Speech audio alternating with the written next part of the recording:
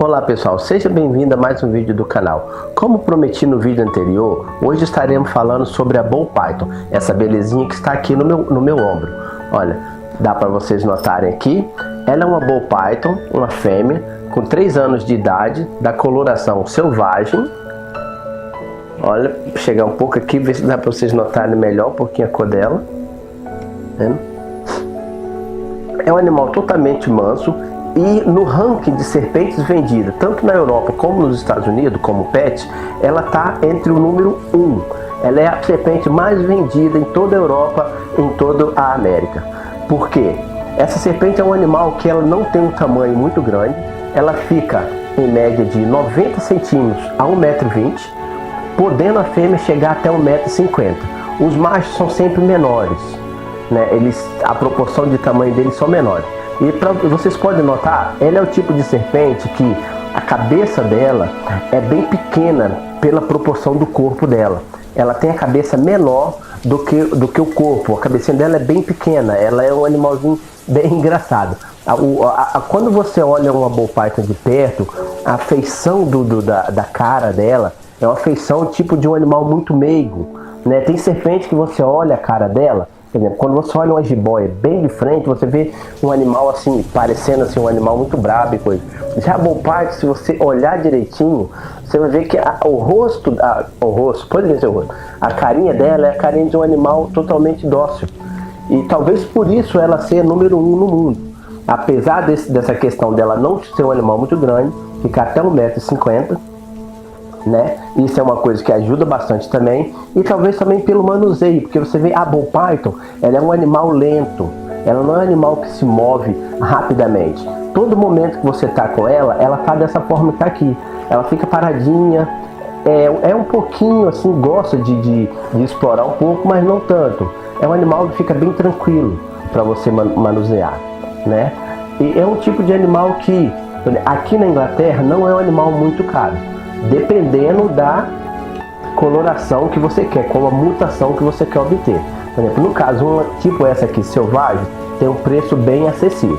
No caso, se você queira uma mutação diferente, uma coisa mais exótica ainda, aí varia os preços, chega umas a ter um preço bem alto, tipo inacessível para algumas pessoas, né? No caso, eu optei por ter essa daqui selvagem, no caso foi a primeira Ball Python que eu tive, foi essa daqui, do type selvagem, porque eu andei fazendo algum tipo de pesquisa. Por exemplo, a Ball Python ela tem mais de 1.200 mutações, né?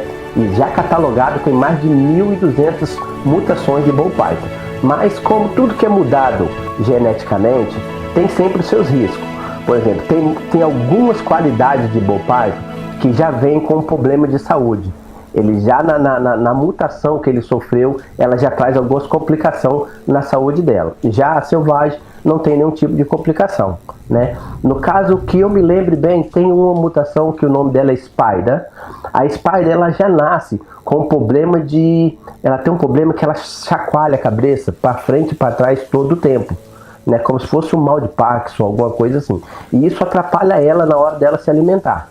Não são todas as Spider que vêm com esse problema, mas está na genética dela esse tipo de problema. Então, no caso, se você pretende ter uma Ball Python e você tem na sua cabeça um tipo de mutação que você queria ter para você, é bom você fazer uma pesquisa primeiro para saber se esse tipo de mutação tem algum problema genético já de trazer uma complicação de saúde. No caso, a minha não tem nenhum tipo de problema, né? Esse animal, ele é um animal de comportamento bem tranquilo. Por isso, às vezes, tipo, a Ball Python, por ela ser um animal totalmente lento, tranquila dessa forma, se você manusear ela excessivamente, ela pode ficar estressada. Ela pode não achar legal ficar sendo molestada o tempo inteiro, sabe? Ela prefere ficar no cantinho dela, escondidinha. Porque na natureza, essa cobra é encontrada em matas abertas, na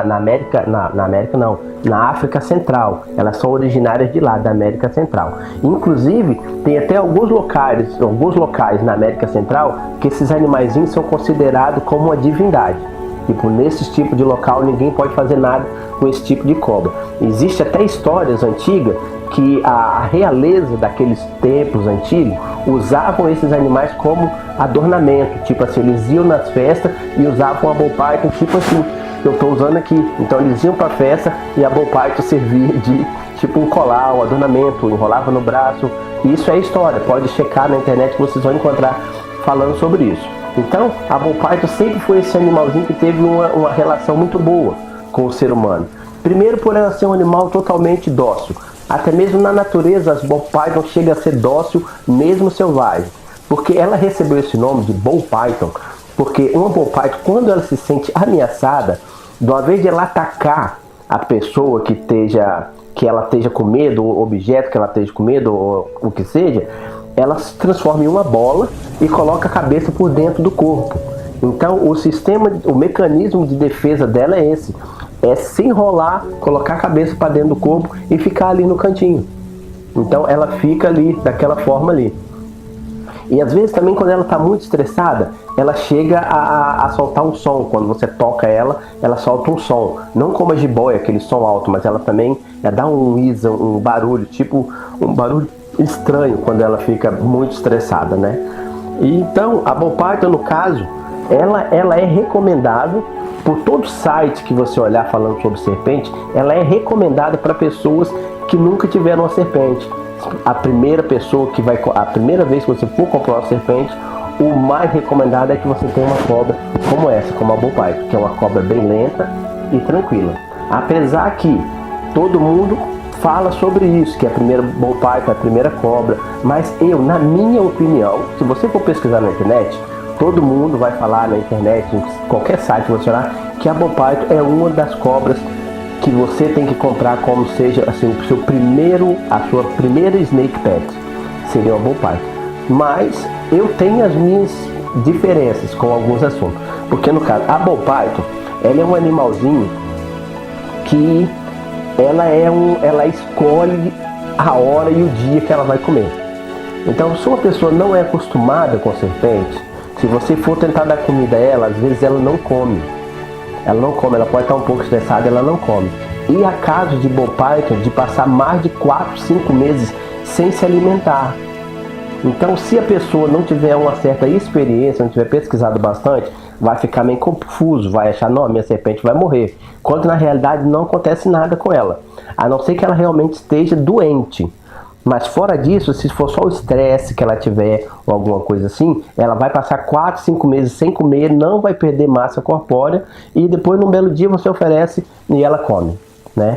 Então tem que ter todo um processo, um cuidado. Por isso às vezes eu acho que ela não seria totalmente assim aconselhável como primeiro pet snake, né? Na minha percepção, o primeiro pet snake seria uma corn snake, porque uma corn snake, ela come você pode dizer assim, eat like a boa, ela come como se fosse uma jiboia, né? Porque uma jiboia realmente se alimenta perfeitamente, não tem esse negócio com ela não. Com ela é raça brasileira, come mesmo, não tem conversa não.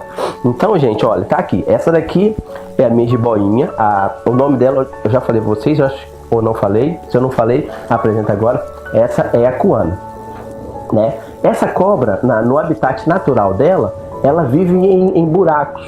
Mas esses buracos são buracos que elas já encontram na natureza. Elas não cavam o buraco para ela viver. Elas encontram esse buraco na natureza e elas se apossam desse lugar e fazem ele de moradia. E ali elas ficam durante todo o dia. Porque esse tipo de serpente é uma serpente de habitat noturno. Então ela só sai à noite para se alimentar. Durante umas 2, 3 vezes por mês ela sai para se alimentar. Acabando de se alimentar, ela retorna para o buraquinho dela. Normalmente pode ser encontrada, não normalmente, sim, raramente pode ser encontrada durante o dia na natureza, mas sabe lá se Deus porque ela está andando de bobeira por ali na natureza durante o dia. No habitat de casa, no vivário, por exemplo, a bull python ela vai gostar de ficar todo o tempo escondidinha na casa dela. Se você vê uma bull python durante o dia andando pelo vivário sem estar escondida lá, isso é sintoma, onde você vai? Isso é sintoma que ela está com algum problema. Ela pode estar estressada ou ela pode estar ficando doente. porque a ball python normalmente ela fica escondida. Por isso as pessoas falam, ball python escondida é ball python com saúde, né? Normalmente elas ficam escondidas, só saem à noite para brincar. Na maioria das vezes as pessoas criam essa serpente ou em vivário ou em sistema de hack, aquele box plástico que fica naquelas prateleirinhas. Muitas pessoas falam, mas é uma covardia deixar a serpente naquele box de plástico. Na realidade, não é visto assim, porque para a serpente, elas gostam de ficar escondidas o tempo inteiro, não gostam de ser incomodadas, e por isso o hack para ela é perfeito. Tendo a temperatura e a umidade certa para ela, ela vive perfeitamente no hack, sem precisar ficar se mostrando para ninguém. O negócio do vivário é porque é pra gente, né? É você que quer ter um vivário em display bonito, parecendo uma florestinha, com a sua cobra lá dentro, para que as pessoas vejam e vejam, né? Porque também para que você quer ter uma serpente bonita como essas, se você não vai mostrar para ninguém? Ela vai ficar ali dentro daquele rack o tempo inteiro. Então, o interessante é que você tenha o seu vivário, mas não tendo possibilidade de ter esse vivário, dentro de uma caixinha plástica, com aquecimento e umidade perfeito, ela vive perfeitamente, sem nenhum tipo de problema. Esse animalzinho, como eu dizer, no sistema de reprodução dele, eles são os animais, desculpa eu falar animaizinhos, eu tenho mania de chamar assim, meus bichinhos, chamar animaizinhos, serpentinhos, essas coisas assim.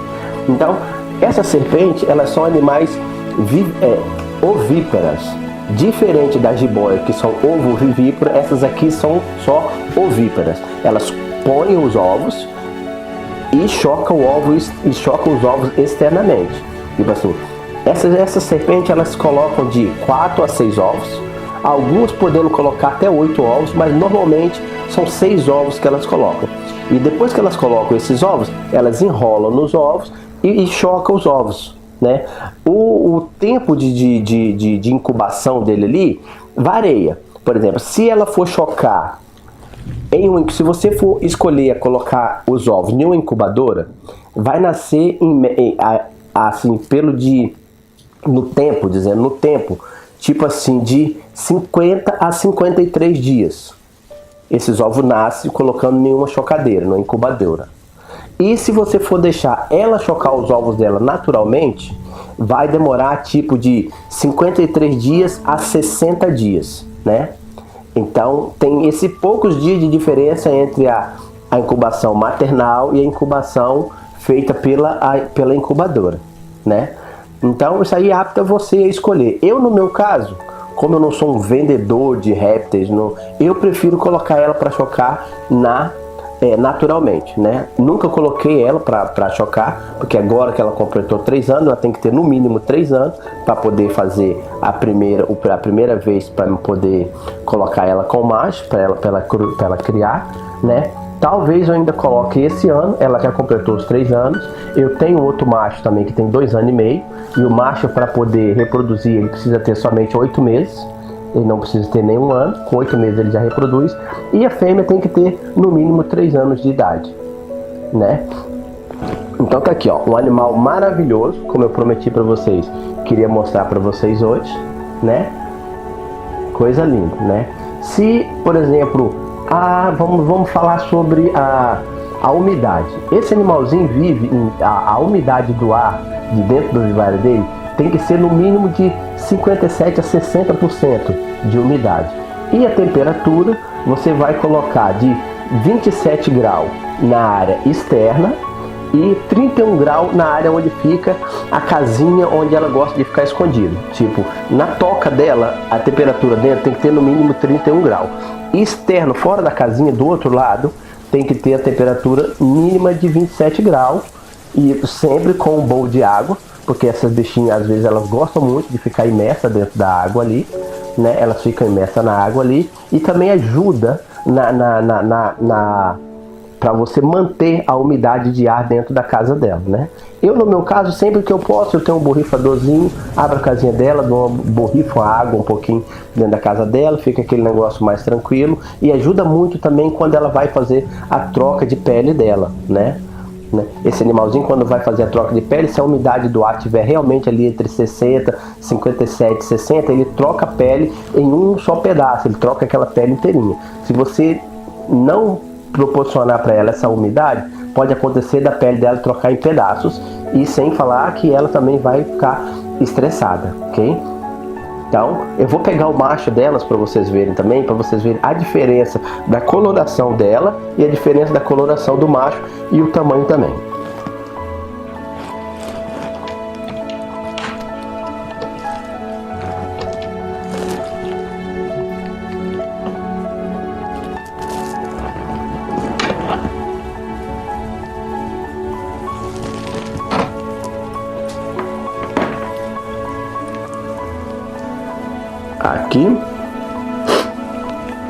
Aqui tá o macho que eu tenho.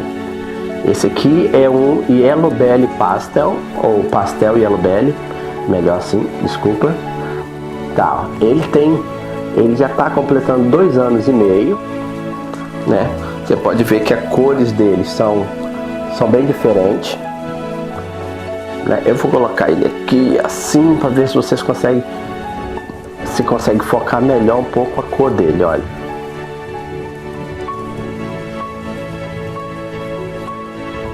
Aqui está ele. Todos dois eu tenho eles desde sempre, desde filhotinho, desde que nasceram. Tá vendo? Não são animais violentos um com o outro, mesmo que não é aconselhável colocar 2 em um mesmo vivário, tá? Eles só são colocados junto no período de acasalamento, né? No caso, se você for acasalar, quando eles estiverem no período certo, então eles são colocados no caso, quando você vai fazer o acasalamento, eles são colocados 3 dias junto com a fêmea, depois você retira, deixa mais 4 dias fora, depois você coloca novamente e assim vai por algum tempo. Mas isso pode ser um assunto de um outro vídeo que faremos em breve, sobre o acasalamento das Ball Python, né? É um animal que aqui na Inglaterra não sai num preço tão caro, como eu já falei, dependendo da mutação que eles têm, né? Uma tem algumas mutações bem caras, outras mais baratas. No caso, essas 2 mutações que eu tenho aqui, a Quana é uma mutação de um preço bem acessível, já o Fang é uma mutação um pouco mais cara, não chega a ser um preço totalmente orbitante, mas é uma mutação um pouco mais cara do que a natural, né? Então no futuro, quando eu acasalar eles, então vamos ver o que vai nascer, né? Tem algumas opções de nascimento entre a combinação do gene dele e dela, porque ela é um animal que tem como fala, ela só tem um gene dentro dela, e já eles são 2, né? Então você tem que fazer um cálculo de ver as porcentagens de quem nasce. Tantos por cento pode nascer uma cor, tantos por cento de outra e tantos por cento de uma outra coloração. Eu espero que em breve possa estar colocando eles para acasalar, e quando os filhotes nascer, estaremos fazendo vídeo mostrando para vocês, né? E espero também que em breve perdão, gente. Espero que em breve também possamos estar exportando esses animais para o Brasil, que segundo o que eu estou sabendo, eles realmente vão liberar esse animal para venda no Brasil, e eu espero estar fazendo alguns negócios com as pessoas aí no Brasil, exportando esse animalzinho, né? Bom, gente, eu acho que por enquanto, eu acho que nós terminamos por aqui. Deixa eu ver, tem umas anotações aqui. Deixa eu ver se eu esqueci de falar sobre alguma coisa aqui. Ok, não, já falei sobre a temperatura, tudo certinho. Uma coisa que eu queria também falar para vocês. Se algum de vocês tiver a intenção de comprar um animalzinho como esse, tem que se lembrar que a Ball Python, ela realmente não gosta de ambientes muito grandes. Por exemplo, um filhote de Ball Python, ele não pode ir para um vivário de um adulto, o tamanho do vivário de um adulto, porque ele não vai ficar bem dentro, ele vai se estressar por causa do tamanho do local.